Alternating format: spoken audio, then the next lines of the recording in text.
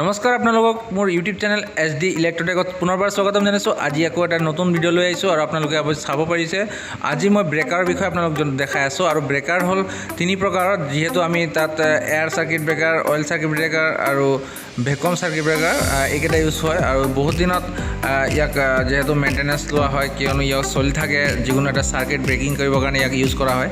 আৰু প্ৰিভেণ্টিভ মেইনটেনেন্সত ইয়াৰ ৰিডিংসমূহ লোৱা হয়, ভালকৈ চাফ চিকুণ কৰা হয়, ক্লিনিং কৰা হয়, যিহেতু ডাষ্ট হৈ যায় আৰু চলি থকা অৱস্থাত ইয়াক একো কৰিব নোৱাৰি, হাত দিব নোৱাৰি, চাফা কৰিব নোৱাৰি। তো বন্ধুসকল ইয়াক কেইবা ৰকমৰ টেষ্টো কৰা হয়, যিহেতু ইয়াক ফল্ট নহ'বৰ কাৰণে ইয়াক টেষ্টসমূহ কৰা হয়, যেনে ইনচুলেশ্যন টেষ্টিং কৰা হয়, অভাৰ ভল্টেজ, অভাৰ কাৰেণ্ট এইবিলাক টেষ্টিং কৰা হয়। স্প্ৰিং থাকে ব্ৰেকাৰত আৰু স্প্ৰিংসমূহ টেষ্ট কৰা হয়, স্প্ৰিং চাৰ্জিং মটৰ থাকে। তো বন্ধুসকল এইখিনিয়ে দেখালোঁ আপোনালোক। তো ভিডিঅ'টো চাই কেনেকুৱা পালে নিশ্চয়কৈ জনাব, আৰু যদি চেনেলটো ছাবস্ক্ৰাইব কৰে তেন্তে ছাবস্ক্ৰাইব কৰি দিব।